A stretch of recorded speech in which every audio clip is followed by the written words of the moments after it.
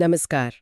आज की बातचीत एक बहुत ही जानी पहचानी सी पर गहरी बात से शुरू करते हैं कि आपका सबसे बड़ा दुश्मन कोई बाहर वाला नहीं, वो तो असल में आपके अंदर ही बैठा है, आपका अपना अहंकार। बिल्कुल। और ये सोच, ये विचार रायन हॉलिडे की किताब ईगो इज द एनिमी का आप कह सकते हैं सेंट्रल पॉइंट है। हाँ, आज हम इसी किताब के नजरिए से ये समझने की कोशिश करेंगे कि ये अहंकार, जिसे किताब ईगो कहती है, ये है क्या चीज सही। और कैसे ये हमारी जिंदगी के अलग अलग मोड़ों पर, चाहे हम कुछ हासिल करने की कोशिश कर रहे हों या कामयाब हो चुके हों या फिर मुश्किल वक्त मतलब नाकामयाबी देख रहे हों, कैसे ये एक तरह की रुकावट बन जाता है जो दिखती नहीं है। हाँ, किताब यही कहती है कि अहंकार ना वो एक धीमी सी आवाज है जो अंदर ही अंदर बोलती रहती है, अरे मुझे तो सब पता है, हाँ, मुझे क्या जरूरत किसी की, बाकी लोग तो मुझसे कम ही है ना? बिल्कुल। और ये आवाज सुनने में शायद हमें लगे कि हाँ, बड़ी ताकत मिल रही है, हाँ, एम्पावरिंग लगे शायद। पर असल में वो सीखने के और सच में आगे बढ़ने के सारे रास्ते बंद कर देती है। तो चले इसी आवाज को थोड़ा और समझते हैं, इसके अलग अलग रूप देखते हैं। हाँ, किताब क्या कहती है? वो जीवन को 3 खास हिस्सों में या पड़ावों में बांटती है और दिखाती है कि कैसे हर पड़ाव पर अहंकार का रूप बदल जाता है। अच्छा।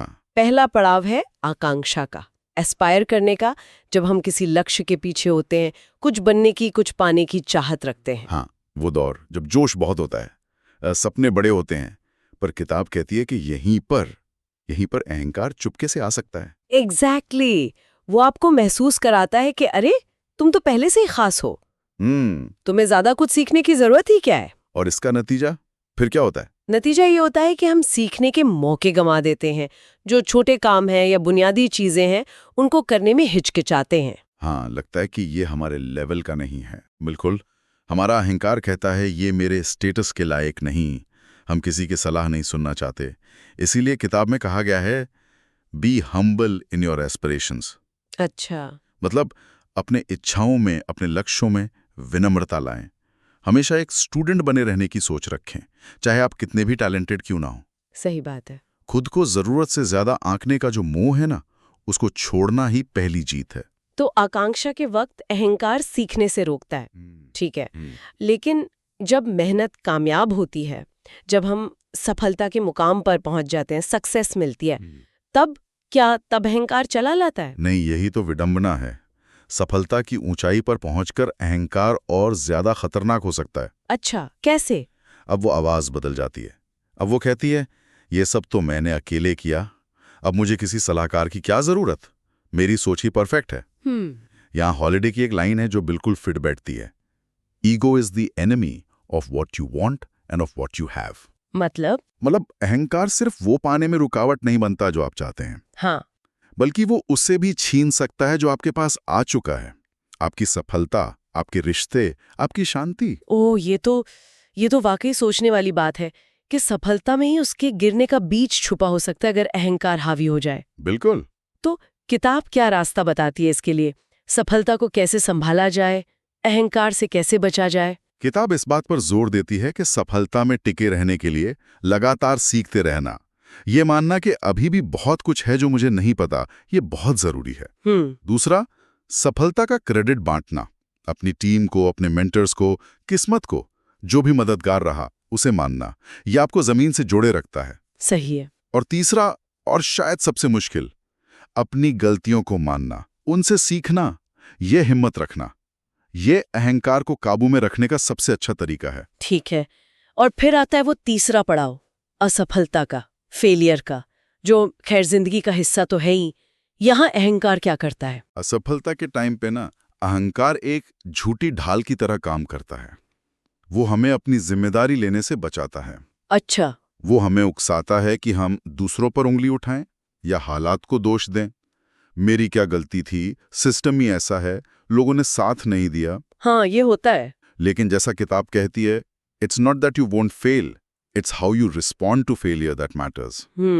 मसला ये नहीं कि आप फेल होंगे या नहीं, वो तो हो सकता है। मसला ये है कि आप उस फेलियर से निपटते कैसे हैं। मतलब अहंकार हमें असफलता की सच्चाई देखने और उससे सीखने नहीं देता। हाँ, बिल्कुल।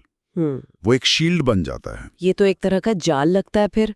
तो इससे बाहर कैसे निकला जाए?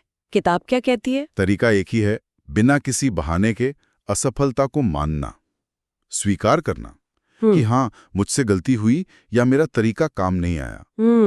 इसे पर्सनल हार की तरह नहीं, बल्कि एक फीडबैक की तरह देखना और फिर शांति से सोचना कि गड़बड़ कहाँ हुई और इसे ठीक कैसे किया जा सकता है। अच्छा। किताब यही कहती है कि यही हिम्मत, गिरने के बाद धूल झाड़कर सबक लेकर दोबारा खड़े होने की हिम्मत, यही असली ताकत है, अहंकार की वो झोटी अकड़ नहीं।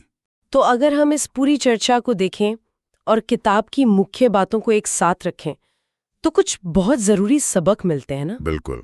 पहला तो ये कि अपनी जिज्ञासा को, जानने की इच्छा को अहंकार से हमेशा ऊपर रखें, सवाल पूछते रहें, सीखते रहें। दूसरा, बोलने से ज्यादा सुनने की आदत डालें।